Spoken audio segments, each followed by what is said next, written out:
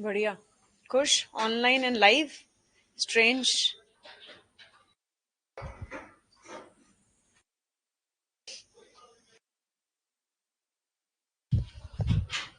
Basic pattern सबको पता है. यहाँ पे आप जुडिशरी के लिए आए हो, तो जुडिशरी के बेसिक पैटर्न्स हम यहीं डिस्कस करेंगे. आपकी जो ओरिएंटेशन क्लास है आज, वो सिविल लॉज के रिगार्डिंग है.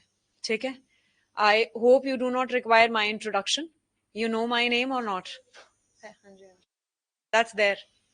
However, the pronunciation, I must tell you, it's Dr. Kanupriya Grewal, right? So I'm just a faculty here, and we'll be taking up certain subjects with the passage of time gradually. और अभी के लिए जो orientation है वो आपकी civil laws की orientation है. ठीक है. किस किस का भी लॉ चल रहा है, परस्यूइंग है लॉ? ऑलमोस्ट सब. ठीक है. Last year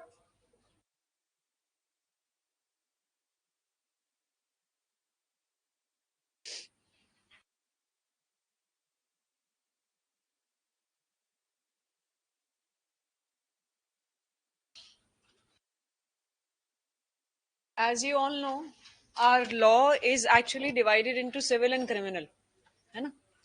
And further division is substantive laws and procedural laws. So civil laws has both substantive as well as the procedural laws. Substantive laws.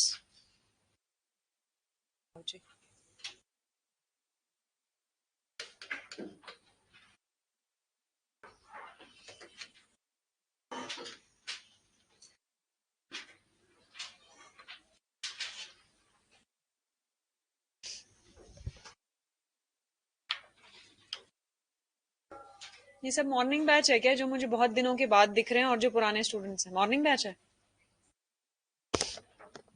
Substantive laws and procedural laws में आपका civil law divided है. Substantive laws में आपके बहुत सारे laws हैं, likewise your Hindu law, your Muslim law, your contract act and your sale of goods act, your partnership act. ये सब सिविल लॉज के बेसिक ऐसे लॉज हैं जो आपके सब्सटेंटिव लॉ में आते हैं. आपका इसका एक ही प्रोसीजरल लॉ है, जो मेजर प्रोसीजरल लॉ है, वो है आपका सिविल प्रोसीजर कोड. ठीक है. तो जैसे हम यहाँ पे पढ़ेंगे तो हम सीपीसी के रिगार्डिंग पढ़ेंगे, और यहाँ पे जब भी आप पढ़ोगे तो वो जितने भी लॉज मैंने यहाँ गिनवाए वो सब लॉज आप यहाँ पे पढ़ेंगे. ठीक है. आपका कॉन्ट्रैक्ट, सोगा, पार्टनरशिप, एक्सेट्रा. ठीक है. अब सब्सटेंटिव लॉज के बारे में भी आपको ये पता है कि what are the substantive laws. They are those laws that prescribes and describes the rights and duties of a person. है ना, कि rights क्या हैं आपके, क्या ड्यूटीज हैं आपकी, उसकी जो कॉरेस्पॉन्डिंग ड्यूटी है वो सब कुछ आपको सब्सटेंटिव लॉ में प्रोवाइड किया गया है. लेकिन राइट्स अकेले देना सफिशिएंट नहीं है. राइट्स के साथ साथ अगर आपका उसके पास अगर वायलेशन होता है तो एनफोर्समेंट मैकेनिज्म नहीं है, तो आपके राइट्स फ्यूटाइल हो जाएंगे, यूजलेस हैं आपके rights. Why the rights are useless? Suppose we have given you certain rights, and for the violation of the same right we are not providing you any enforcement mechanism या redressal mechanism. तो जब तक आपके पास redressal mechanism नहीं है, enforcement mechanism नहीं है, आपको right देने का फायदा क्या है? If you have a right to sit in this class, I may violate your right. And उसके लिए कहाँ जा सकते हो आप? सपोज करो कोई भी रिड्रेसल मैकेनिज्म नहीं है आपके पास, ना आप नीचे जा सकते हो यहाँ पे आपके मैडम के पास, ना सर के पास, ना मेरे पास. तो फिर what is the right that is given to you to sit in a class? Is useless और is useful? It's useless because we do not have the enforcement mechanism. So everywhere we have a linkage of the substantive laws with the procedural laws. हमेशा ये जो है आपस में इंटरडिपेंडेंटली चलते हैं. Independent कोई भी अपने स्फीयर में काम नहीं करता. The only difference that we have created by creating the substantive laws are that we must ascertain and know our rights first, and then we should also know that if this right is violated, where we have to approach for. There is hierarchy of courts, if you all know, and due to that hierarchy आपको कहाँ पे rights लगेंगे, कहाँ right violate हुए हैं, उसके लिए कहाँ अप्रोच करना है, वो सब चीज आपके सीपीसी में प्रोवाइडेड है. ठीक है. एग्जाम्पल्स के साथ हम बहुत सारी ये चीजें डिस्कस करेंगे. But first I will give you brief introduction about these laws कि ये कैसे फंक्शन करते हैं. आप लोगों के फर्स्ट सेमेस्टर में सोगा, सॉरी नॉट सोगा, कॉन्ट्रैक्ट और हिंदू लॉ, फैमिली लॉज बहुत आते हैं, है ना। ये इजी भी लगते हैं आप लोगों को कुछ हद तक, क्योंकि marriage divorce is like such things that you might have seen, marriage तो specifically you have seen in your families, है ना। तो वो इजी लगता है कि अच्छा ये ऐसे होता है, ये ऐसे होता है, it's very normal day to day routine work.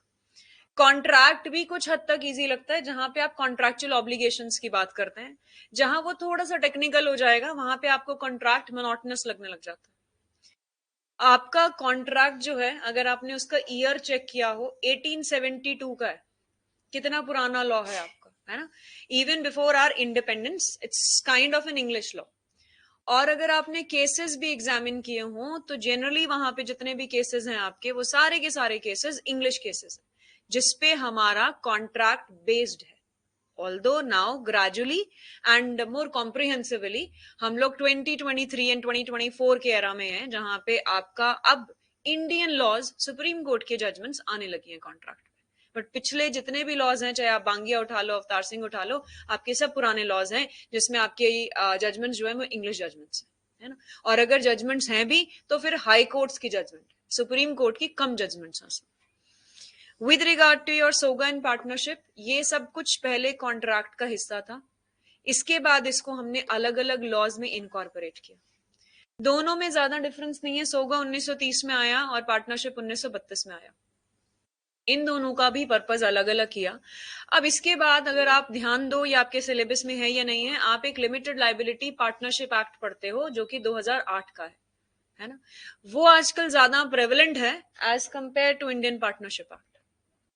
ये जो जितने भी लॉज हैं, चाहे वो कॉन्ट्रैक्ट है, सोगा या पार्टनरशिप है, ये एक ब्रांच में स्पेसिफाइड है सिविल लॉ के, जिसको आप बोलते हो मर्केंटाइल लॉ। उस मर्केंटाइल लॉ का हिस्सा, ये तीन मेजर हिस्से बनते हैं आपके, that is your contract, SOGA and partnership.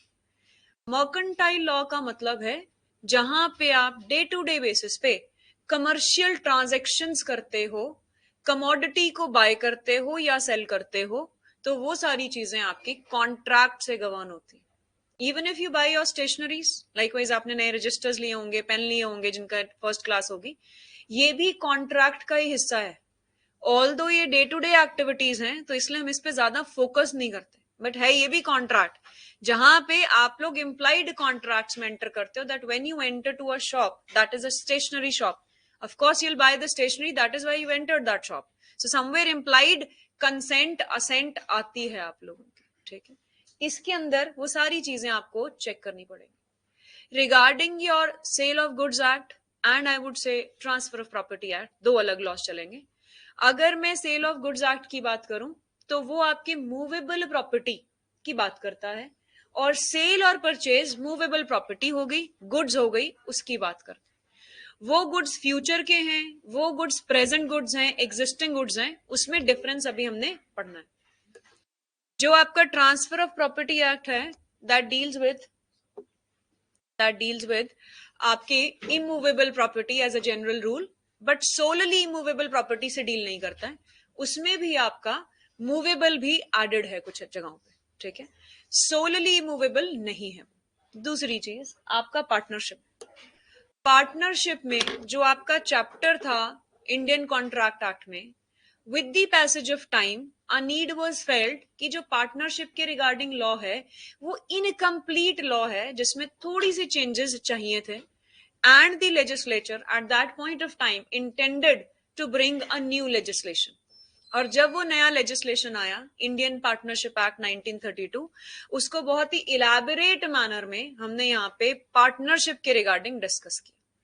Anyone can be a partner provided the requirements mentioned under section 4, likewise your sharing of the profits, mutual agency must be an agreement between the parties, and the business must be carried on.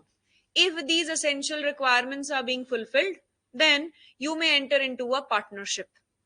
Once a partnership has been entered, we have different rights with regard to partners inter se, आपस में एक दूसरे के, with regard to third parties also. And even though we have different kinds of partnership that is introduced there, that may be at will, that may be for particular partnership, that may be for another partnership for a limited time period. If that is the scenario, then we must see that the basis of partnership is not solely the sharing of the profits. And you might have read Cox versus Hickman case, Molomarch ka case. These two cases are the landmark cases under section 6. And section 6 is actually, as per Mullah, says कि ये आपका एक acid test of partnership है. Acid test of partnership means अगर मुझे ये जज करना है कि क्या हम लोगों की एक पार्टनरशिप फॉर्म है, तो मुझे इंटेंशन ऑफ द पार्टीज को चेक करना पड़ेगा, रिलेशन क्या है पार्टीज का वो चेक करना पड़ेगा. Just because we are sharing the profits does not mean कि हम लोग पार्टनर्स हैं ही हैं. ये एक क्राइटेरिया है, सोल क्राइटेरिया नहीं है. आया समझ में? इस तरीके से आपका बेस जो है वो पार्टनरशिप में अलग से बनेगा. एंड 1872 और 1930 में भी बहुत सालों का डिफरेंस है. इसी तरीके से अब 2024 में भी कितना डिफरेंस है 1930 से. और इन केसेस में डोंट यू थिंक आपके यहाँ पे अब कमर्शियलाइजेशन या e contracts are more peculiar as compare to the earlier contracts.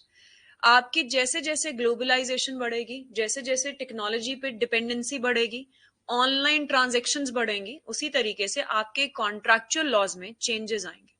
और वो चेंजेस क्यों आते हैं? Because every law, if you read the preamble, is always dynamic in nature.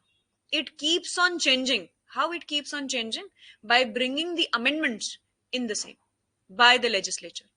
हर एक लॉ में अमेंडमेंट्स होती हैं. कोई भी ऐसा लॉ आज तक नहीं बना जिसमें अमेंडमेंट्स ना हुई. और अब तो रिसेंटली आपके तीनों लॉज भी रिपील करके दूसरे आ ही रहे हैं. तो कहीं ना कहीं पे ये मेजर डिसीजन था आपके लेजिस्लेचर का और आपके लॉ मेकिंग विंग का, पार्लियामेंट का, कि जी ये चीज उन्हें चेंज करनी. तो आपका 1860 का लॉ स्टैंड्स रिपील्ड नाउ. आपका 1973 का law stands repealed. 1872 also stands repealed. However, it does not mean कि वो सारा का सारा रिपील्ड है. इट ओनली मीन्स कि आपके बहुत सारे सेक्शन के नंबर्स को चेंज करके कुछ एडिशंस की हैं और उसके बाद उन्होंने नाम चेंज कर दिया. सो द ओल्ड लॉ और the old name stands repealed, and with the twist and turns, something new has been added to it. It's not the whole new. It is just some provisions which has been added. Coming back to Hindu law and Muslim law, इसको हम family law में construe करते हैं और आप एक ही semester में, if I am not wrong, पढ़ते हो ये, है ना. फैमिली लॉ में आप लोगों ने क्या पढ़ना होता है? रेस्टिट्यूशन, आपका डाइवोर्स, मैरिज, दैट्स इट. और मुस्लिम लॉ में तो बहुत गिने चुने टॉपिक्स होते हैं जो आप लॉ के टाइम पे पढ़ते हो. And generally that is the types of divorce and iddat period and your mehrnama and anything else. बाकी सक्सेशन आप मुस्लिम लॉ में नहीं पढ़ते इतना. The reason is you people are not used to that pattern. आपको अपना succession belonging to Hindu succession act इसीलिए easy लगता है because you have seen that in your families happening since the beginning, and due to which it becomes easy for us to grab that जो हमारा pattern है. एक मुस्लिम law का succession becomes difficult to read. उसका reason है बच्चे, क्योंकि आप लोग उसको पढ़ते नहीं हो अच्छे से और आप लोग उस पैटर्न से यूज टू नहीं हो. जुडिशरी में कंसेप्ट डिफरेंट है आपके, ये भी मैं बता दूं. जो चीज आपने लॉ में पढ़ी है वो सफिशिएंट नहीं है आपके लिए. जो चीज वहां 3 साल में पढ़ी है, 5 साल में पढ़ी है, वो यहाँ पे आपकी 1.5 साल में खत्म होगी, बट विद इलैबोरेट लेंथ. ऐसा नहीं है कि बहुत छोटी छोटी चीजें हैं जो हम ऊपर ऊपर से पढ़ाते हैं. Even though we have to cover the syllabus within 1.5 years, that doesn't mean कि हम ऊपर ऊपर से दौड़ाएंगे. It's in detail. और जब वो डिटेल होगी तो आपको ये भी समझ में आएगा कि हिंदू लॉ और मुस्लिम लॉ में बहुत ऐसे कंसेप्ट हैं जो आपने नहीं पढ़े. यू माइट हैव रेड पारस दीवान और बीके शर्मा's बुक. इसके अलावा आपने बुक्स नहीं पढ़ी होंगी हिंदू लॉ पे, है ना. मुस्लिम लॉ पे अकील अहमद की बुक होगी एक आपकी, अगर आपने पढ़ी होगी तो. यही पढ़ी है क्या? कभी आपने जजमेंट्स पे फोकस करने की कोशिश की है? कभी भी मूड्स हुए हों, आपने कभी पार्टिसिपेट किया हो किसी चीज में, या कोई जजमेंट को पढ़ने की कोशिश की है within that 5 years or 3 years span? No. The reason behind that is you are afraid of reading the judgments. Don't think here that what I am teaching, ये सारी चीजें जो हैं वो उस तरीके से चलनी है. लिटिल इंटरैक्टिव हुई है आप लोग मेरे साथ, ताकि मुझे भी पता चले कि कहाँ पे क्या क्या पढ़ा है आप लोगों ने. कितना पढ़ती थी जजमेंट तुम? नहीं पीछे. हाँ हाँ सिमरन, उस टाइम नहीं पढ़ा, आप पढ़ती हो थोड़े थोड़े? जो टीचर टास्क देते हैं वो करते हो? अच्छा, कितना? घर जाके होता है? मैडम नेक्स्ट टू सिमरन, नाम? हाँ जी अनीता जी बताएं। यहाँ पे यहाँ पे पढ़ना चाहते हो? पढ़ी है कोई जजमेंट अभी तक?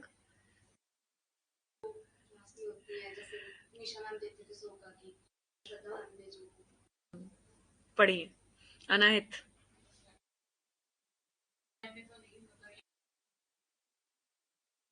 चलो, do you find any difference during your college time and your, is there any difference in study pattern? तुम क्लास भी नहीं लगाते थे, आदत थी तुम्हारी बंक करने की, ठीक है, अटेंडेंस लेने की, कि attendance low and you must enjoy the college life. That is your basic trend. ये तुम्हारा नहीं, हम सबका रहा है, हम भी तो कॉलेज लाइफ से ही निकले होंगे तभी आए हैं, तो वो सबका रहा है। बट अभी के लिए सीरियस हो जाओ if you really want to crack judicial services, because day by day as law is dynamic, your judicial pattern is also dynamic, it keeps on fluctuating every year. और अगर उस हिसाब से आपको करना है, you must be well versed with the judgments and to certain extent, I would say not to certain, rather to a large extent, आपको law का बेसिक आइडिया और लैंग्वेजेस का बेसिक आइडिया होना चाहिए। अगर आपके पास वो नहीं है, you will not be able to crack the exam for sure. Third thing, which is very important, because it's your first lecture and many of you are attending and meeting me after so long, so first and foremost criteria is you should start respecting your teachers. That is the first and foremost criteria. ठीक है? If you will not respect your teachers, irrespective of the fact whether they are teaching you, they are not teaching you, they are sitting somewhere or not, you are not respecting them, you are not going to get good marks. It's not because we are saying something, it's God which is seeing your karma. So just focus on that also. I may be sounding philosophical to you, but that is not philosophy. ये jurisprudence में भी बहुत सारी चीजें आपको पता है आपकी, आप jurisprudence में jurist को पढ़ते हो? बेंथम, ऑस्टिन, सालमन पढ़ा है? क्यों पढ़ते थे? पेपर पास करने के लिए? Because jurisprudence is for, I think everyone is a dry subject है। Anyone who feels jurisprudence is very interesting, jurist हो तुम लोग फिर, ठीक है? जो नहीं समझ रहे, मतलब मेजोरिटी ऐसे हैं कि जिनको जूरिस्प्रूडेंस नहीं समझ में आता, तो प्लीज वहां पे भी ये चीज सिखाई जाती है कि जो थियोरी उन्होंने बोली आपको रटनी पड़ी ना, वो थियोरी, पेन एंड प्लेजर, केल्सन की थ्योरी, आपकी ये रॉस्को पाउंड की थ्योरी, तो यहाँ पे भी जो हम पढ़ाएंगे ना as your teachers, as your mentors, वो आपको रटना पड़ेगा एंड उससे पहले रिस्पेक्ट करनी पड़ेगी। वहां पे आप ऑस्टिन बोल सकते हो, हम भी बोल रहे हैं, यहाँ पे नाम लेके नहीं बोल सकते टीचर्स का, ये थोड़ा सा ड्रॉबैक है, ठीक है? Even we may treat you as our friends and our children like, but अपने पेरेंट्स का भी नाम नहीं ना लेते, तो ऐसे यहाँ पे भी नाम मत लेना। It's just a suggestion that I'm telling it to you. Why I'm telling you this suggestion? Majority of the students knows that. ठीक है? New students doesn't know that. So I'm just warning them in the first lecture itself. Next, Hindu law पे आ जाते हैं वापस। Family law पे घूम के हमने आपको लेक्चर दिया। फैमिली लॉ में, मुस्लिम लॉ और हिंदू लॉ में आपके पास जो टॉपिक्स हैं, और इजी भी लगता होगा आपको family law, comparatively Hindu law easy होगा आप लोगों के लिए। रीजन उसका ये है कि जो टॉपिक्स आप पढ़ते हो वो ऑलमोस्ट आप जो हैं वो इजी लगते हैं आपको देखने के लिए, और ये सेम चीज मुस्लिम लॉ में भी अपार्ट फ्रॉम सक्सेशन इजी लगा होगा आपको। लाइकवाइज आप मेहरनामा की बात कर लो, निकाहनामा की बात कर लो, वो सब इजी थे आप लोगों के लिए, इतने डिफिकल्ट टॉपिक्स नहीं थे। आपने तो लेटेस्ट लॉ भी पढ़ा होगा विद रिगार्ड टू ट्रिपल तलाक, 2019 का लॉ पढ़ा होगा आपने, उसके अलावा आपने ये 1986 का लॉ भी पढ़ा होगा। If you have read this, how many of you, and another question from my side is, bear acts पढ़ते हो लॉ टाइम पे? तो यहाँ आ गया अब आकाश, लॉ टाइम पे जो परस्यूइंग है बेयर एक्ट्स पे फोकस करते हो क्या बच्चे आप लोग? बेयर एक्ट्स पे focus, be honest, only the key provisions and then books, ठीक है? अब से आपने कोशिश करनी है जब भी आप यहाँ पे आओगे तो बेयर एक्ट्स पे फोकस करना है, क्योंकि अगर आपको प्रिलिमिनरी को क्रैक करना है ना, तो आपका बेयर एक्ट आपके टिप्स पे होना चाहिए। उसके लिए हम यहाँ पे आपको बताएंगे कि आपने बेयर एक्ट्स पढ़ने कैसे हैं। तो जैसे आप पढ़ते हो रेस्टिट्यूशन ऑफ कॉन्जुगल राइट्स, उसके अंदर हो सकता है, because it's an important section, तो आप लोगों ने सेक्शन 9 की बेयर रीडिंग करी होगी, और अगर सेक्शन 9 की बेयर रीडिंग कर दी है तो उसके एसेंशियल इंग्रेडिएंट्स भी हैं कुछ, withdrawn from the society without reasonable excuse either party है। ये कुछ कुछ ऐसे इंपॉर्टेंट एलिमेंट्स हैं जो आपको बाद में भी सॉल्व करने में आपके मेंस को, आपके पीटी को रेलेवेंट रहेंगे। क्या सिर्फ restitution of conjugal right section 9 Hindu law में ही रेलेवेंट है कि इसकी कोई ना कोई लिंकेज विद द सीपीसी है? द आंसर इज यस, इसकी लिंकेज है with the CPC. That is where we have to read is order 21, rule 33 and 32। अगर मुझे सेक्शन 9 को पढ़ना है, जो आप लोग बहुत बेसिक पढ़ते हो क्योंकि आपको वहां पे टेस्ट देने होते हैं, आपको एग्जाम क्लियर करने, यहां पे आके आपको उसकी linkage with the procedural law करनी पड़ेगी। एंड उसके साथ you might have read the judgments, T Sarita पढ़ी होगी शायद आप लोगों ने पेपर के लिए, Saroj Rani, if you can remember. These two judgments are the changing judgments, and another judgment is Harvinder judgment. There are two High Court judgments. One is a Supreme Court judgment. What was held in this case is it was actually challenged before the Honorable Supreme Court and rather before the Honorable High Courts. Section 9 की जो constitutional validity है, अब इसकी constitution के साथ linkage देखो। My today purpose of teaching and giving the orientation lecture is to telling you how the laws are interconnected with each other. So if I am talking about Hindu law का section 9, that is Hindu marriage act का section 9, it is to be read with CPC order 21, rules 32 and 33। इसके साथ साथ constitution के साथ भी इसकी linkage है। कैसे?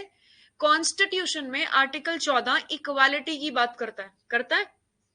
अब उस आर्टिकल 14 के हिसाब से main and women, specifically gender के बेसिस पे कोई भी डिस्क्रिमिनेशन नहीं होनी चाहिए।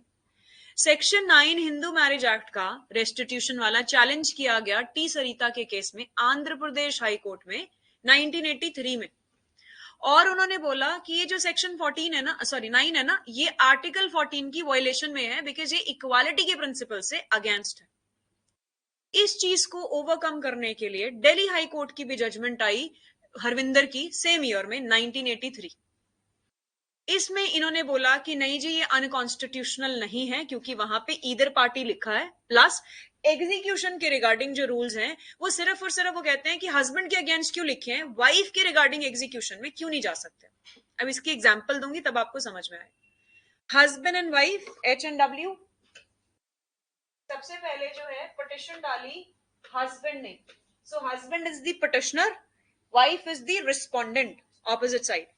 हस्बैंड ये कहता है that this wife has withdrawn from the society of mine without reasonable excuse। ठीक, इसके बेसिस पे what he seeks is the restitution of conjugal rights that restore my marital obligations with this lady। अब इस case में इसने, lady ने prove नहीं कर पाई that she has withdrawn with a reasonable cause. She was not able to prove it, due to which the decree was passed in husband's favor। अगर बच्चे husband के फेवर में आई है तो उसकी एग्जीक्यूशन के लिए मुझे ऑर्डर 21, रूल 33 देखना पड़ेगा और रूल 32 देखना पड़ेगा। उसमें वो कहते हैं एग्जीक्यूशन के दौरान अगर ये वाइफ जो है वो वापस नहीं आती है यहाँ पे, तो हम इसकी प्रॉपर्टी को अटैच कर सकते हैं और सेल कर सकते हैं। सपोज इसके पास प्रॉपर्टी है ही नहीं, क्या अटैच करोगे, क्या सेल करोगे? बिकॉज आप पुराने लॉ को इमेजिन करो, जब विमेन के पास कोई राइट्स रिगार्डिंग प्रॉपर्टी तो थे ही नहीं, राइट्स रिगार्डिंग मैरिज के रिगार्डिंग भी they were considered to be chattels, property की तरह कंसिडर किया जाता था। समझ आ रही है? 1955 के लॉ की बात कर रही हूँ और ये तो 1909 का लॉ है आपका।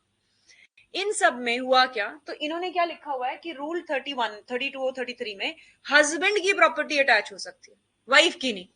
अब इस ग्राउंड पे चैलेंज किया गया टी सरिता में कि जी ये आर्टिकल 14 की वायलेशन है क्योंकि जेंडर बेसिस तो है ही नहीं, जेंडर इक्वालिटी तो है ही नहीं, क्योंकि विमेन की प्रॉपर्टी आप अटैच नहीं कर रहे, आप हस्बैंड की कर रहे हो। Now think about the earlier law जो आपने हिंदू लॉ में पढ़ा है, when it was your customary law. पढ़ा है कस्टमरी लॉ? कस्टमरी लॉ में मनुस्मृति पढ़ी है किसी ने? सुना है कभी? है ना?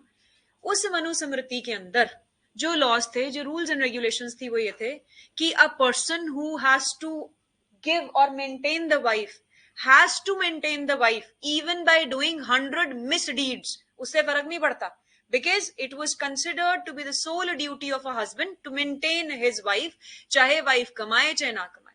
वो परसेप्शन अब चेंज हो रही है because gradually the women are working and they are educated. पहले के टाइम पे they were not, and husband कमाए ना कमाए उसको चाहे 100 मिसडीड्स करनी हो उसको वहां पे मेंटेन करना पड़ता था। तो प्रॉपर्टी किसकी अटैच होगी? हस्बैंड की। टी सरिता कहती है आंध्र प्रदेश हाईकोर्ट की it is actually violative of article 14, wife को भी इक्वल फुटिंग पे रखा जाए और एग्जीक्यूशन में अगर इसके केस में आया तो इसकी प्रॉपर्टी अटैच की जाए, अगर प्रॉपर्टी अटैच नहीं हो सकती तो इसको कहीं ना कहीं पे अरेस्ट किया जाए या फोर्स किया जाए। A lady which does not want to remain with the husband and at that point of time she has taken a very strong decision, क्योंकि अब का और तब के डिसीजन में तो फर्क है ना बच्चे, तब फैमिली सपोर्ट नहीं करती थी। तो उस केस में अगर ऐसा कुछ होता तो इसको फोर्स किया जाता था कि आप वापस जाओ क्योंकि रेस्टिट्यूशन आ चुकी है।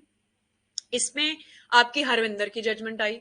Delhi high court says that it is not violative of article 14, it is very much intact. अब दो आपकी कहते हैं contradicting judgments of different high courts. One Andhra Pradesh high court says yes it is violative, आपका Delhi high court says it is not violative.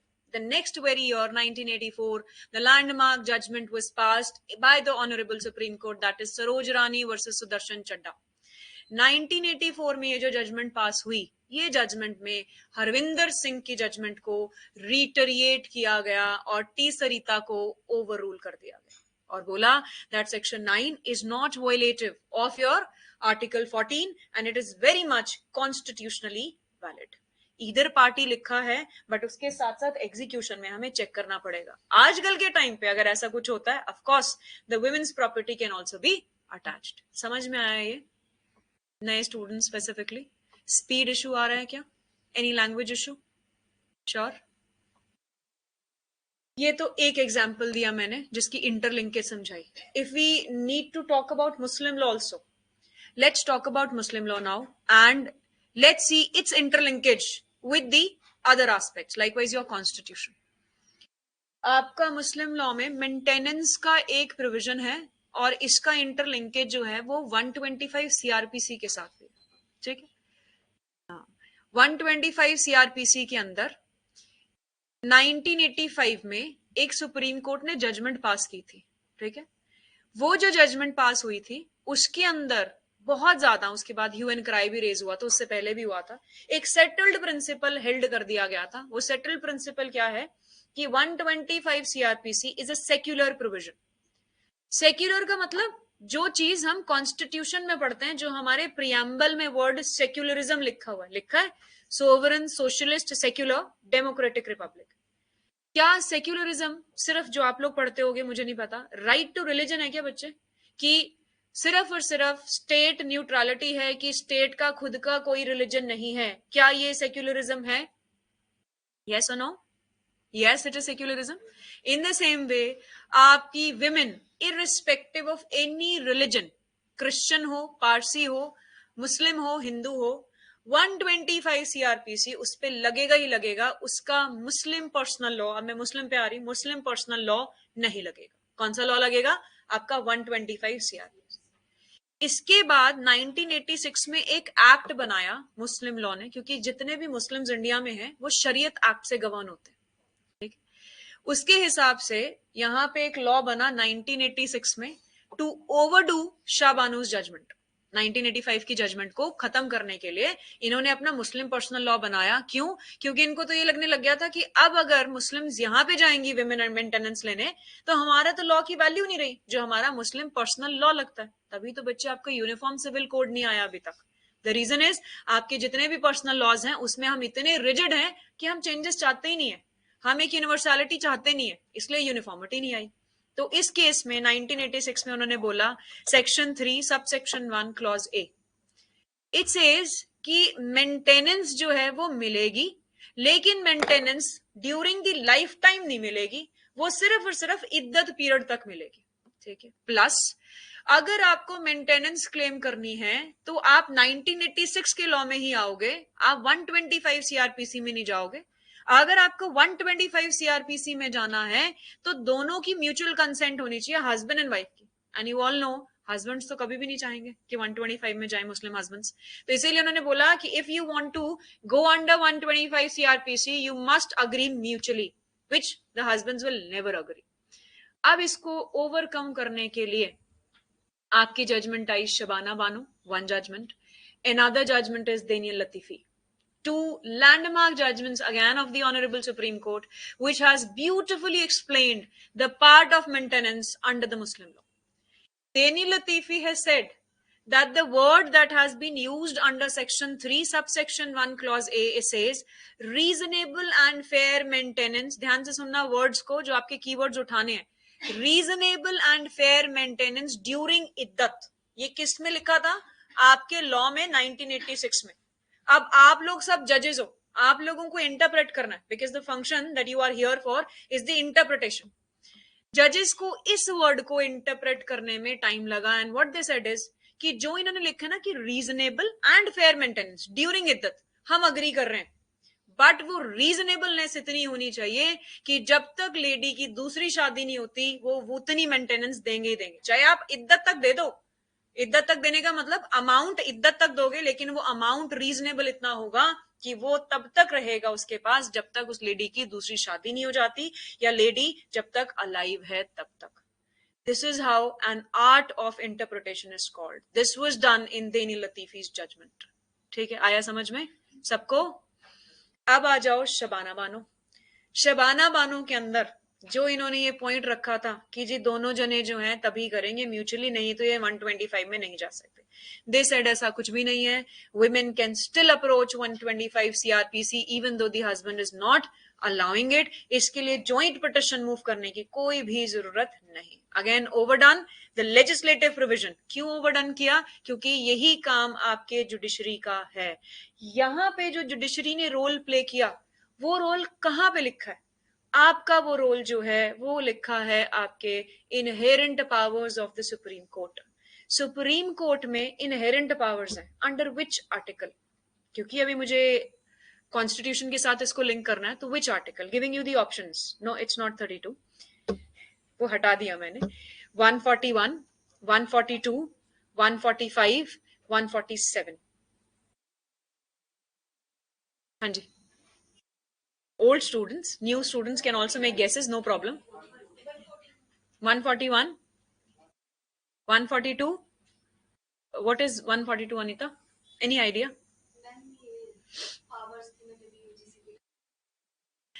Yes, it's 142. 141 is doctrine of stare decisis. 142 is the inherent power of the Supreme Court. It says whenever the Supreme Court feels to do complete justice, आप वो चाहें कोई भी एक mechanism evolve कर सकते हैं. और उन्होंने जितने भी मैकेनिज्म, चाहे वो आपके rarest of the rare doctrine है, चाहे वो आपकी ये है these doctrines of your prospective overruling and your doctrines of being the karta can be female can be a karta or not, ये सारी doctrines आपकी 142 आर्टिकल इन्वोक करके ही की गई है. और ये आपने कहाँ पढ़ा है? जज मेड लॉज सुना है कोई कंसेप्ट आपने जूरिस्प्रूडेंस में? और आपके लॉज में आपने ये सुना होगा, one are the laws that are made by the legislature, another are the laws that are made by judges, judge made laws. सुना है कभी कंसेप्ट? सुना है ना? These are the doctrines. By invoking article 142 आपके जजेस लॉ बनाते हैं. What are डी के Basu guidelines, Joginder Kumar guidelines, Nirbhaya this Vishakha guideline sexual harassment, उसके बाद लॉज नहीं बने हैं. चैप्टर 5 अरेस्ट में चेंजेस नहीं आए हैं. तो what are these? These are your guidelines which are laid down by the honourable supreme court. So इसकी भी लिंकेज कॉन्स्टिट्यूशन के साथ है आपकी, व्हिच सेज कि constitution is a grand norm, है ना. अब ये वो वाले बच्चे नहीं बोलेंगे जो कॉन्स्टिट्यूशन पढ़ रहे हैं. मुझे जानना है ग्रैंड नॉर्म की थ्योरी किसने दी थी? Giving you the options. ऐसा नहीं है कि हम ऑप्शंस नहीं देंगे. ग्रैंड नॉर्म जिसको हम बोलते हैं प्योर थ्योरी ऑफ लॉ, ये अनदर हिंट, और यूजीसी वाले ज्यादा अच्छे से बता पाएंगे. Grand norm / pure theory of law is given by number 1 Hans Kelsen, number 2 Salmond, number 3 Roscoe Pound, number 4 Bentham. Kelsen, okay. Anji, Kelsen, no idea. Anji sir पीछे. Aman, any idea? Very right, it's Kelsen. Hans Kelsen has given this pure theory of law. तो grand norm क्या होता है बच्चे? Idea है कुछ आपको? बताओ. आपका नाम? आयुष, बताओ. सॉरी, हाँ, yes, have you ever seen a triangle, है ना? ट्रायंगल कैसे बना होता है?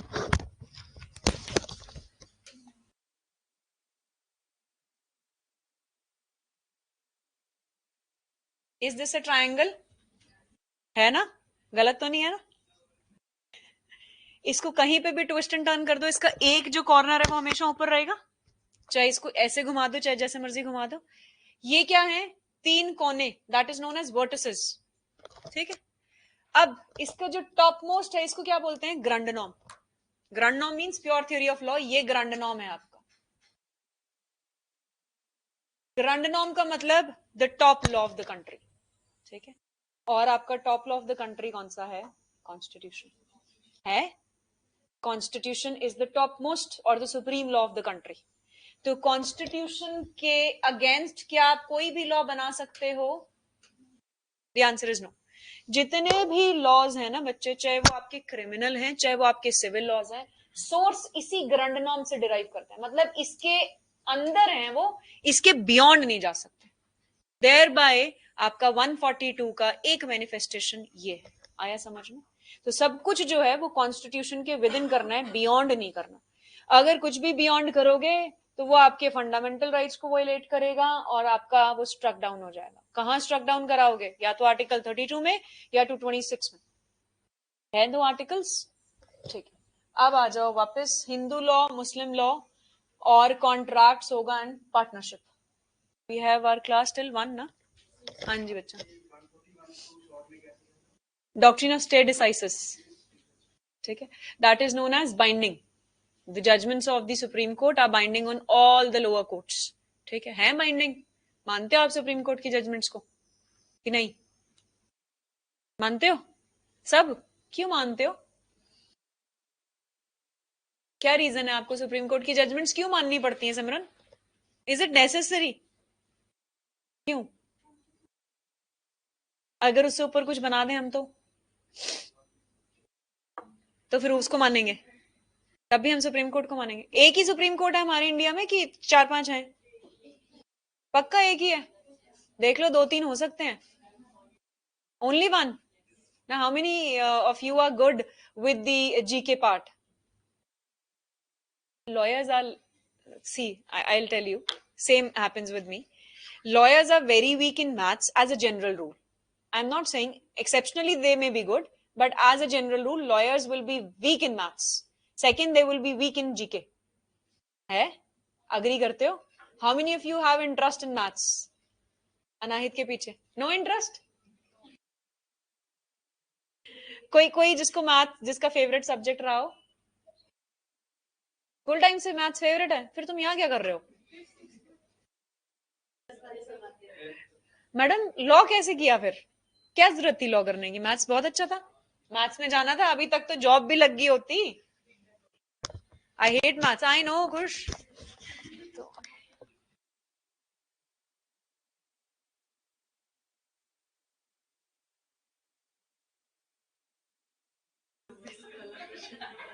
What was that question? I don't know about that.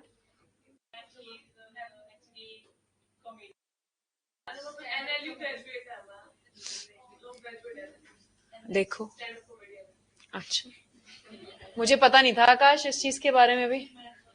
अब ये चीजें ना देखना छोड़ दो और पढ़ाई पे फोकस कर लो थोड़ा, क्योंकि अब जुडिशरी के लिए आए हो तुम यहाँ पे, तो ये चीजें देख के और अब पढ़ाई पे आओ, जजमेंट्स पढ़ो। इससे अच्छा मुझे लगा कोई अच्छी जजमेंट बोलेगा, इससे तो अच्छा तू जजमेंट बोल देता कोई। चलिए, Hindu law, Muslim law, contractual rights कुछ क्लियर हुए? अभी कॉन्ट्रैक्ट रह गया है ना, नहीं पढ़ा ना हमने? अब कॉन्ट्रैक्ट पे आ जाते हैं। कॉन्ट्रैक्ट में सबको पता है what is the definition of contract? वाह, it's crystal clear to everyone. An agreement enforceable by law is a contract. What is an agreement? Sorry, बोलो बोलो, घबरा क्यों रहे हो? जब घबराना चाहिए तब तुम नहीं घबराते मुझसे, आज घबरा रहे हो। हाँ, offer plus acceptance is equals to an agreement. Sure? Offer plus acceptance plus consideration is equals to an agreement. Sure? Agreement enforceable हो गया तो कॉन्ट्रैक्ट बन गया। ठीक है, अब ध्यान से सुनना है यहाँ पे और ये फॉर्मूला देखना जरा, तुम लोग सही हो कि नहीं। Offer plus acceptance is equals to what? I am not talking about plus consideration here. तुम्हें क्या लगता है मैंने जो तुमने बोला मैं वही लिखूंगी यहाँ पे? प्रॉमिस? श्योर है? When it becomes a promise, ये भी लिखा है आपके 2B में, everything is clear. When it becomes a promise, and what becomes a promise? There are two questions. You said it's a promise. When it becomes a promise? नहीं जी नहीं, consideration पे कहाँ गया आकाश? What becomes a promise? किसी के पास contract का bare act है? ऐसे तो तुम well versed with your mobiles हो, बट फिर भी है किसी के पास अभी बेयर एक्ट? है आकाश? है? बच्चे 2B निकालिए जरा एक बार।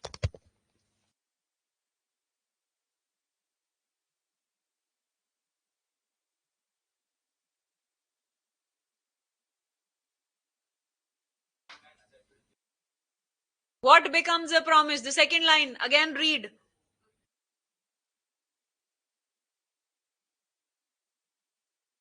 So what becomes a proposal?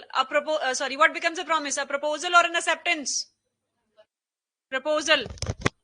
What becomes a promise? A proposal when accepted becomes a promise. So proposal ये है, लगा लो यहाँ पे ऑफर की जगह हम proposal भी लिख देते हैं। इसका आंसर दो मुझे सेकंड क्वेश्चन का पहले। What becomes a promise? Proposal और एक्सेप्टेंस? अ प्रपोजल लिखा है ना, a proposal when accepted becomes a promise. When it becomes a promise, अभी आंसर दिया मैंने सेम लाइन में, व्हेन इट इज एक्सेप्टेड। समझ में आया? This is how you will read in your law, means here.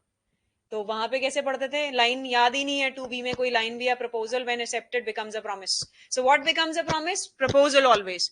When it becomes a promise, when it is accepted. Clear है ये? इसी तरीके से आपको अब पढ़ना है आगे। अब ये बन गया promise. Whether promise plus consideration is equals to an agreement. Yes, sure. And agreement plus enforceability is equals to contract. और अग्रीमेंट में क्या क्या आ जाएगा? Offer, acceptance and consideration. और ऑफर एंड एक्सेप्टेंस में आपको ये चीजें पता होनी चाहिए। क्लियर है? अब कॉन्ट्रैक्ट की डेफिनेशन सबको क्लियर है? क्या ये कॉन्ट्रैक्ट जो है स्पेसिफिक रिलीफ एक्ट में भी डिफाइंड है? The answer is no. So इसमें एक डॉक्ट्रिन आती है बच्चे, डॉक्ट्रिन ऑफ पैरीमटीरिया और doctrine of incorporation of the words. इसका यहाँ पे देखो, इसका जो मीनिंग है, डॉक्ट्रिन of perimeteria।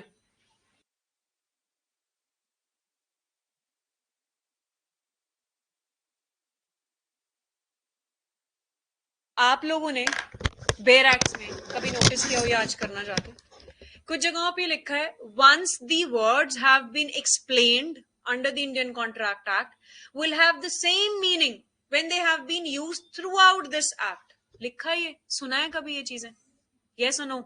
है ना? That is doctrine of pari materia. Once an expression likewise a contract word is used in any of the law, चाहे इंडियन कॉन्ट्रैक्ट एक्ट में यूज हो, स्पेसिफिक रिलीफ एक्ट में यूज हो, जब एक बार वो 2H में डिफाइन कर दिया, उसका मीनिंग थ्रू आउट लॉ में हम वही असाइन करेंगे। इसको हम डॉक्ट्रिन ऑफ पेरीमेटेरिया बोलते हैं। ठीक है, समझ में आया? जैसे जब आप, अब मैं क्रिमिनल लॉ बोल रही हूँ, ऑल्दो आज मुझे क्रिमिनल लॉ की नहीं देनी चाहिए, बट इंटरलिंकेज की बात कर रही हूँ, क्योंकि क्रिमिनल लॉ और सिविल लॉ साइमल्टेनियसली चलते हैं, तो आपस में काउंटर पार्ट्स कहलाते हैं बच्चे। अब हम पढ़ते हैं डेफिनेशन क्लॉज आईपीसी में, है ना, जो आपके 6 से लेके 52A तक है। उसमें सपोज करो मैंने वर्ड डिफाइन करना है इलीगल, इलीगल वर्ड है वहां पे जो डिफाइंड है 43 में, सेक्शन 43 डिफाइंस इलीगल। अब वो इलीगल वर्ड को मैंने डिफाइन कहाँ किया है? 43 में, लेकिन मैं इलीगल वर्ड को बहुत और जगहों पे यूज कर रही हूँ। फॉर एग्जाम्पल 120A में the word illegal has been used, उसका मीनिंग मुझे नीचे स्टार डाल के दोबारा एक्सप्लेन करने की जरूरत है कि मैं 43 से ही वो मीनिंग डिराइव कर लूंगी, 43 से डिराइव करूंगी, that is this doctrine. Clear? अब आ जाओ वापस कॉन्ट्रैक्ट के ऊपर। अभी तो हमने कॉन्ट्रैक्ट की एक डेफिनेशन पढ़ी है ना। क्या ऑल अग्रीमेंट्स आर कॉन्ट्रैक्ट और ऑल कॉन्ट्रैक्ट्स आर अग्रीमेंट? ये भी एक टर्म है जो आप हर बार पढ़ते हो। whether all agreements are contract, is this statement true? Or whether all contracts are agreement, this statement is true. First is true or second is true? Second is true. Why? Because all agreements may not be contracts. Why? Because 24 से 30 के जब हम sections पढ़ेंगे तो वो सब आपके void agreements हैं, और अगर वो agreement ही void है तो enforceable हो ही नहीं सकते। enforceability का basic purpose क्या है?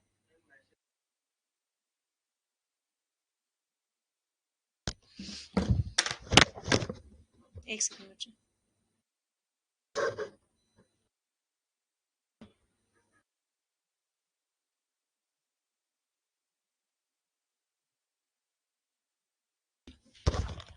कहाँ थे हम लोग? एनफोर्सिबिलिटी। एनफोर्सिबिलिटी हियर मींस कि आप किसी भी चीज को एनफोर्सेबल तब कराओगे जब जो रिक्वायरमेंट सेक्शन 10 और सेक्शन 23 की फुलफिल होंगी तो ही एनफोर्सेबिलिटी होगी। Which means 2H is not independent in its own. 2H की एनफोर्सेबिलिटी के लिए हमें हर हाल में सेक्शन 10 एंड सेक्शन 23 को पढ़ना पड़ेगा। दोनों के दोनों प्रोविजंस जब आप पढ़ोगे तब जाके आपको ये समझ में आएगा कि अब ये अग्रीमेंट एनफोर्सेबल है या नहीं। उसके लिए कॉम्पिटेंसी, फ्री कंसेंट है, ये सारी चीजें लिखी हुई। कॉम्पिटेंसी है, फ्री कंसेंट है, लॉफुल ऑब्जेक्ट, लॉफुल कंसिडरेशन है, and are not hereby expressly declared to be void. Hereby का क्या मतलब होता है? जब भी आप कोई वर्ड्स पढ़ते हो ना बेयर एक्ट में, ये चीजें हम लॉ के टाइम पे स्किप करते हैं। Hereby, thereby, herein, therein, they have very important meanings. Hereinafter expressed, इसका मतलब है कि कहां कहां पे कैसे कैसे दे गए।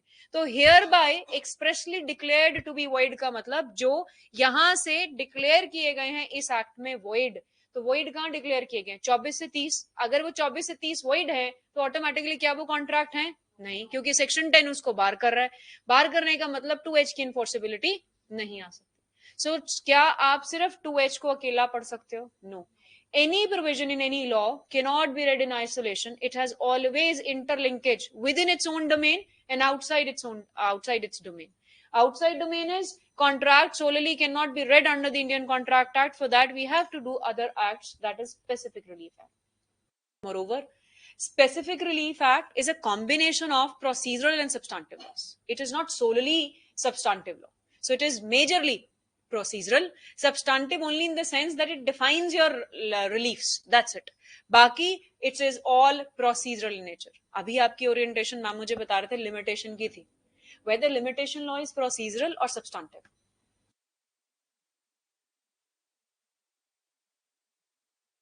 Think whether it is defining any right. Is it defining any right? The answer is no. No, it is not. It is not. It is carving a duty upon the courts to consider these periods.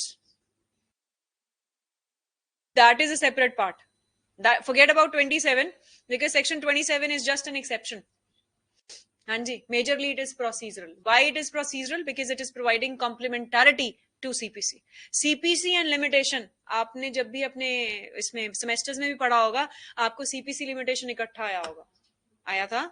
आपको contract SR इकट्ठा आया होगा, आया था। उसका reason है बच्चे कि कहीं ना कहीं पे they are connected with each other. ठीक है, connectivity with regard to SR and contract is only the relief. Now taking an example for the same, suppose you and me have entered into a contract and either me either you has made a breach of contract. So once we've made a breach of contract, what is the remedy that is available? Can I file a suit against you claiming damages? Yes, as far as section 73 ICA is concerned, Indian Contract Act is concerned, कर सकती हूँ मैं damages का suit? क्या मैं instead कि मैं ये चाहती हूं कि आप लोग उस कॉन्ट्रैक्ट को परफॉर्म करो, मुझे सिर्फ डैमेजेस नहीं चाहिए, आप कॉन्ट्रैक्ट परफॉर्म करो।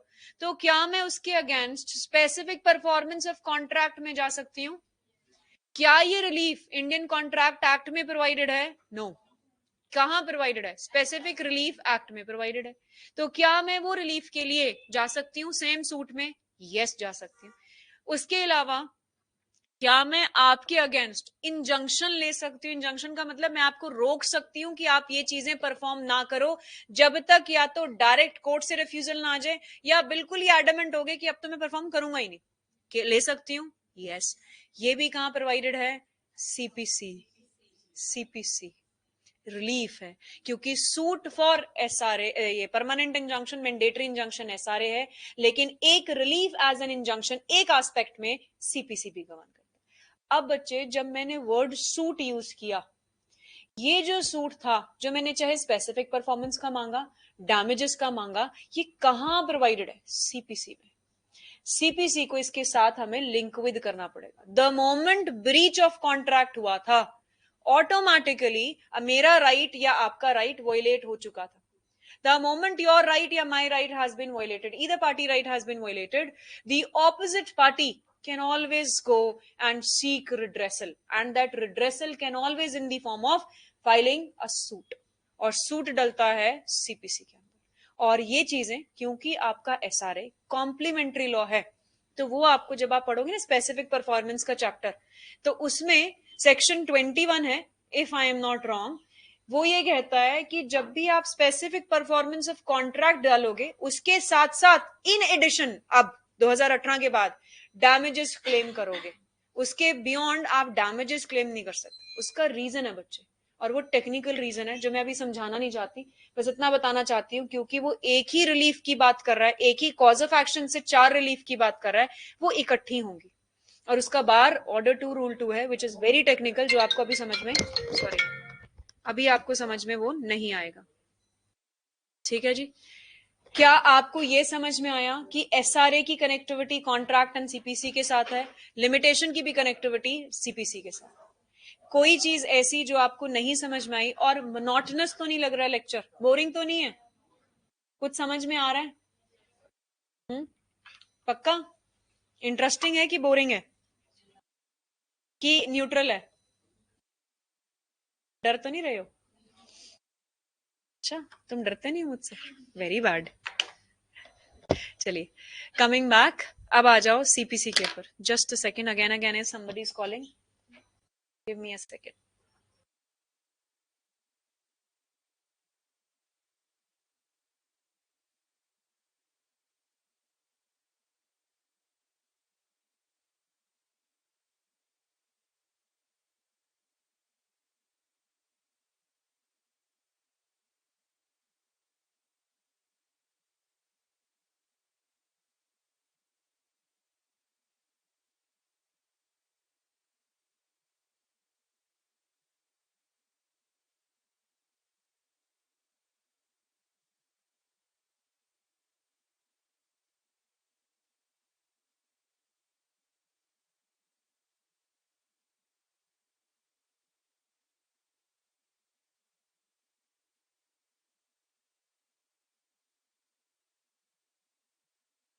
ऑनलाइन स्टूडेंट्स, समझ में आ रहा है? ठीक है,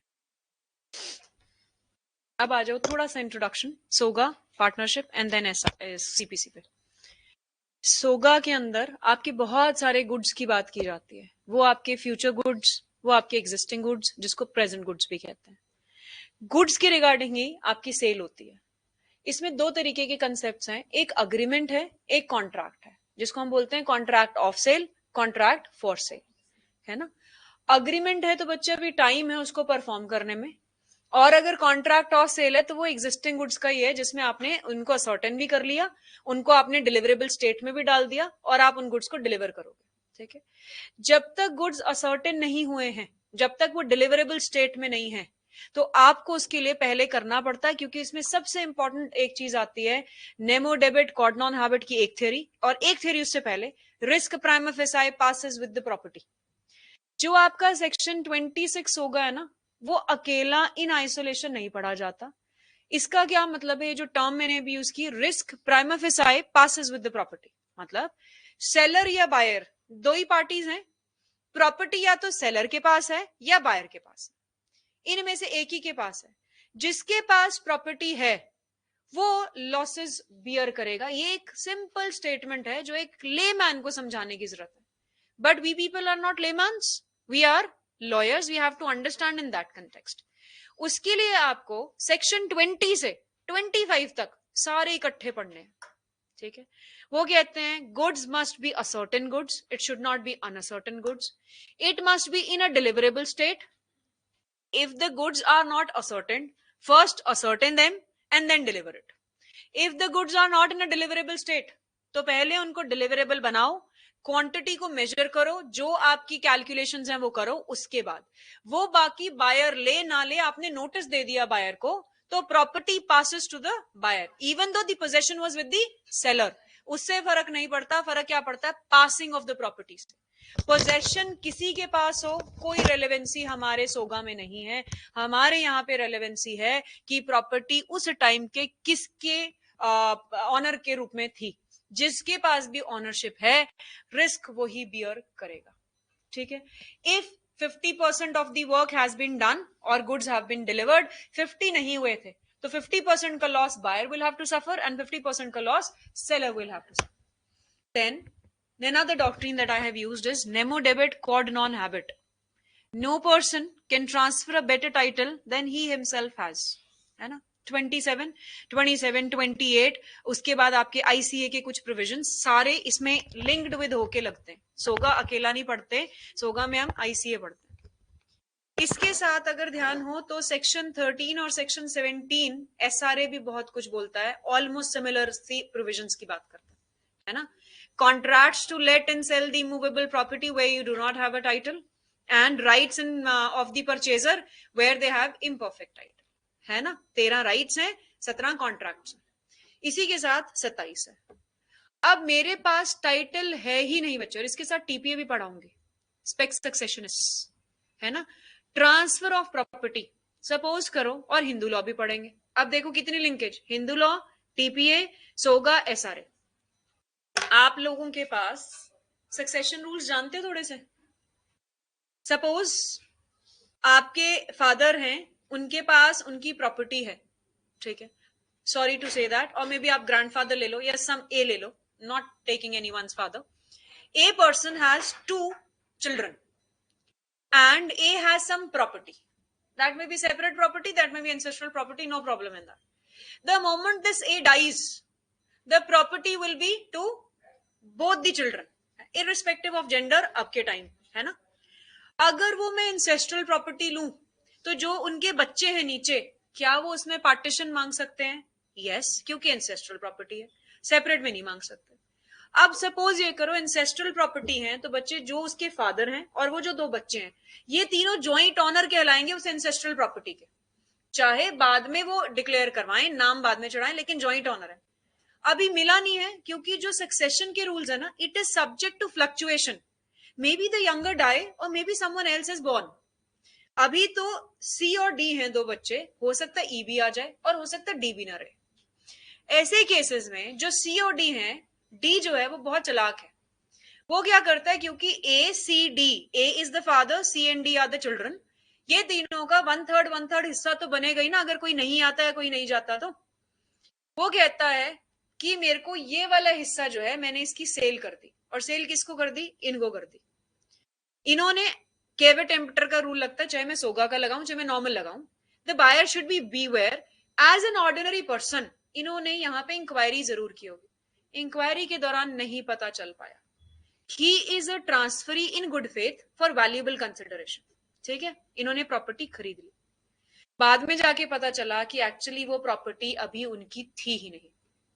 rights of a purchaser who has imperfect title, section 13 SRA में रेमेडी ले सकते हैं। Had it been goods, not immovable property, he may go under SOGA. Transfer of Property Act में the property that has been transferred can be reverted back, or he can always go in for the concurrence and conveyance कि जी आप force करो, by chance हुआ क्या, luckily जो property इनको बेची थी वही प्रॉपर्टी उसके हिस्से में आ गई, Now he can force that man to deliver that property because now his title has converted into a perfect title rather instead of the imperfect title. तो ये सारे रूल्स कहां लगते हैं? आपके लगेंगे सोगा, एसआरए एंड टीपीए. स्पेक सक्सेशनिस्ट का मतलब क्या है? स्पेक्यूलेशन है सक्सेशन की कि 1/3 तो मिलना है, बट कौन सी जगह का मिलना है ये नहीं पता. तो जब तक ये नहीं पता, आप कोई भी प्रॉपर्टी अगर 1/3 ही बेच रहे हो अपना, तो वो नहीं बेच सकते क्योंकि स्पेक्यूलेशन है. अभी आपके पास आएगी तभी आप उसको सेल कर सकते हो. Is this also clear? Now come to partnership a little bit. Partnership में हमने म्यूचुअल एजेंसी पढ़ा, हमने शेयरिंग ऑफ द प्रॉफिट्स पढ़ा. पार्टनरशिप के अंदर बच्चे 2-3 और चीजें बहुत इंपॉर्टेंट है. पहली चीज तो राइट्स एंड ड्यूटीज जो पता होनी चाहिए. दूसरी चीज डिसोल्यूशन. तीसरी चीज रजिस्ट्रेशन. ठीक है. उसके बीच में आपके जो एक्सपल्शन है, रिटायरमेंट है, वो अलग चीज है. वो एक बेसिक कंटेक्स्ट में चलते रहते हैं जिसमें आपको 5 मार्कर में क्वेश्चन आता है मेंस में लिखने को. बट डिसोल्यूशन पे आपका मेजर क्वेश्चन प्रेपोजिशनल आता है. प्रेपोजिशनल मींस आपको आंसर राइटिंग में इश्यू बनानी पड़ेंगी, डायरेक्ट क्वेश्चंस नहीं आते पार्टनरशिप. ठीक है. तो जब हम डिसोल्यूशन की बात करते हैं तो डिसॉल्व कब होती है, कैसे होती है? डिसोल्यूशन का सूट डलता है, उससे पहले वाइंडिंग अप प्रोसीडिंग शुरू हो जाती है. वाइंड अप करोगे ना आप कंपनी को या पार्टनरशिप को, तो जब आप पार्टनरशिप को वाइंड अप करोगे फिर आप सूट डालोगे डिसोल्यूशन का कि जी आप फर्म को डिसॉल्व कर दो. जो लॉसेस जितने भी हैं पार्टनर्स का प्रॉपर्टी ऑफ द फर्म को देखेंगे. अगर सबका उतारने के बाद सरप्लस बच गया तो पार्टनर्स में डिस्ट्रीब्यूट हो जाएगा as per the amount that they have subscribed.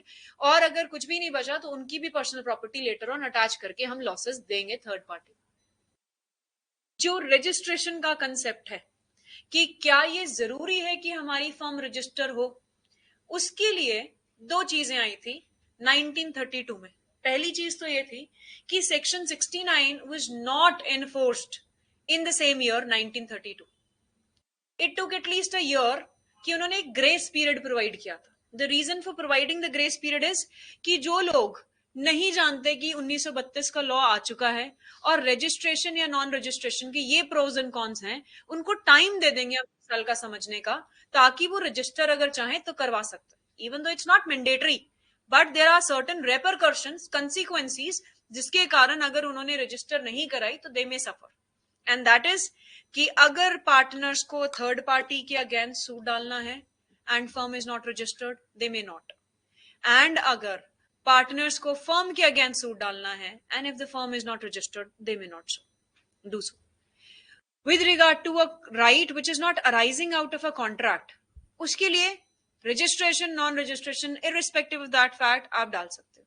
आपने 69 सबसेक्शन 1-2 पढ़ा होगा और उसके नीचे फर्दर और सारी चीजें. उन और सारी चीजों में उन्होंने लिखा है कि जहां पे रजिस्ट्रेशन इज नॉट मैंडेटरी, बाकी जगहों पे रजिस्ट्रेशन इज मैंडेटरी. ठीक है. सो 2 जगहों पे रजिस्ट्रेशन मैंडेटरी है, when it is to be filed a suit against third parties और against the firm for recovery. Only in these 2 circumstances the registration of the firm is mandatory, rest it is not mandatory. ठीक है. इसके अलावा CPC पे आ जाओ. Although हमारा registration act रह गया है, बट चलो सीपीसी पे आ जाओ.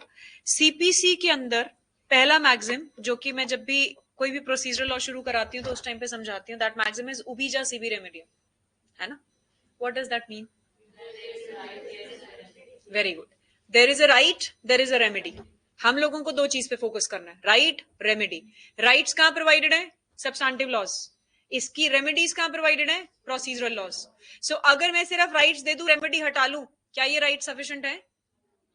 और अगर मैं रेमेडी दे दूं, राइट्स दूं ही ना, तो क्या ये कोर्ट सफिशिएंट है? क्या आपको जजेस बनाने की जरूरत है हमें? No. So both will go hand in hand. So everywhere it is like where there is a right there must be a remedy. तो यही आपके एनफोर्समेंट मैकेनिज्म्स की भी लिंकेज है कि अगर हमें सब्सटैंटिव लॉज दिए गए हैं तो हमारे पास प्रोसीजरल लॉ होना चाहिए. और वो प्रोसीजरल लॉ का पर्पस क्या है? कि हम एनफोर्समेंट मैकेनिज्म दे सकें.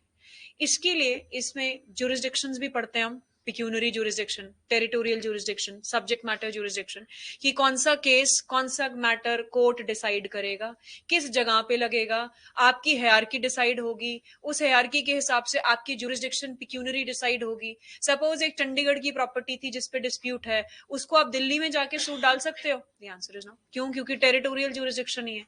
चंडीगढ़ का मैटर चंडीगढ़ में डलेगा, दिल्ली का मैटर दिल्ली में डलेगा. उसके अलावा आपकी आ जाती है इसके अंदर कि कौन कौन से सूट्स हैं जो मेंटेनेबल हैं, जो डल सकते हैं सीपीसी में, कौन कौन से नहीं. अब यहाँ पे सपोज करो any one of you are for demo here. No demo. 2 are for demo. Okay अब एक just an analogy, don't take it otherwise. Suppose this entry that is known as the gateway, है ना, आपको यहां से entry लेनी है बच्चे. यहाँ पे बाहर लिख दिया बड़ा बड़ा that only the students of Divine can enter for today, only for today, no demos are available. क्या आप यहां से एंट्री कर सकते हो? No no. बार हो गया वहां पे. ऐसे ही सीपीसी में सेक्शन 9 गेटवे ऑफ सीपीसी है जो ये बताता है आपको कि कौन कौन से सूट्स डलेंगे, कौन कौन से सूट्स वहीं इंसेप्शन पे ही बार हो जाएंगे. That is what section 9 is talking about, wherein you have to understand what is a suit of civil nature. Civil nature क्या है ये कहीं डिफाइंड नहीं है. इंग्लिश में इसका सिविल का क्या मतलब होता है, नेचर का क्या मतलब होता है. English, normal English, you can tell me in Hindi also. Nature का मतलब प्रक्रिया, वेरी राइट. ठीक है, nature is not that nature, nature is his प्रक्रिया. सिविल, लीगल मैं बता देती हूँ, दीवानी, बाकी which is not criminal, fine. तो वो ऐसी चीज जो एक सिविल मैटर से एक नॉर्मल राइट अराइज कर रही है, एक नेचर डिफाइन कर रही है आपको, वो चीज सूट ऑफ सिविल नेचर कहलाएगी. उसके लिए हमें बहुत सारे फॉर्मूलाज चेक करने पड़ेंगे, वो हम सीपीसी जब पढ़ेंगे तब बताएंगे, क्योंकि अभी वो चीज टेक्निकल है, वो नहीं समझ में आएगी. सीपीसी किस किस को बोरिंग लगता है? Raise your hand properly. बस हाँ, टफ. चलो, किस किस को टफ और बोरिंग या कुछ भी ऐसा लगता है कि सीपीसी बहुत अजीब है? सीआरपीसी तो दोनों प्रोसीजर लॉ को कहते हैं ऐसे, और एविडेंस फिर ऐसे. इजी इजी है वो. ठीक बच्चे, सीपीसी डिफिकल्ट नहीं है. जब आप पढ़ोगे ना सीपीसी, पूछना पुराने स्टूडेंट से, उनका सेम परसेप्शन था कि सीपीसी डिफिकल्ट है, सीआरपीसी डिफिकल्ट नहीं है. The moment we taught them CPC was more easy और CrPC is difficult for them. And in reality CrPC is difficult, CPC is not. उसका रीजन है, सीपीसी बहुत simple है, सीआरपीसी में बहुत सारी चीजें जो आपको ग्रैब करनी है और जो स्कैटर्ड है, बहुत स्कैटर्ड है, उनको समझने के लिए है. क्यों आपको सीआरपीसी लगता है? बिकॉज आईपीसी है ना, तो आईपीसी सबको इजी लगता है. तो सीआरपीसी में पढ़ना क्या है? आपने पढ़ लिया एफआईआर चैप्टर 12 जो आपका मेरे ख्याल से 2-3 सेमेस्टर में चलता होगा, या 2 सेमेस्टर्स ही होते हैं उसमें. मेन आपका 2-3 पार्ट्स में तो चैप्टर 12 भी चलता होगा, है था ऐसा कुछ. चार्ज फ्रेमिंग नहीं आती बच्चों को, जजमेंट राइटिंग नहीं आती है. ये सारी चीजें सीआरपीसी में डिफिकल्ट हैं, सीपीसी में नहीं है डिफिकल्ट. ठीक है, हाँ, थियोरी वाइज मोनोटोनस सीपीसी है. जो आपको बोरिंग लगता है ना, वो क्यों लगता है बच्चे बोरिंग? क्योंकि आपने प्रॉपर्टी सूट्स कभी देखे ही नहीं है ना, प्रॉपर्टी डिस्प्यूट्स देखे हैं. सिर्फ हिंदू लॉ इंपॉर्टेंट अच्छा लगता होगा तो उसके साथ आपको उसकी पटिशंस अच्छी लगती होंगी. With regard to property disputes, succession disputes आपको बहुत दिक्कत आती होगी. तो वो दिक्कत धीरे धीरे ग्रेजुअली चली जाएगी. CPC is vast but CrPC is technical. But don't go by my words. Focus here, read, study, and then decide on your own. You may not find difficult even CRPC also. Prima facie देखने में सबको डर लगता है, हमें भी लगता था जब तक हमने सीपीसी नहीं पढ़ी थी. अब कुछ भी पूछ लो सीपीसी में, फर्क है चीजों का, ग्रेजुअली आएगा. और एक सजेशन, क्योंकि इससे ज्यादा मैं नहीं पढ़ाऊंगी आपको, सजेशन ये है कि जब से भी आपकी क्लासेस फुल फ्लेजेडली शुरू होंगी, please do focus on the things that the teacher is teaching. Moreover, आपको जो भी चीज पढ़ाई जाती है, revise it the moment you go back. ठीक है, and try to read judgment at least once in a week. One judgment in a week. That is relevant, irrespective of the subjects that are going on. अगर तो teachers they रहे हैं, well and good.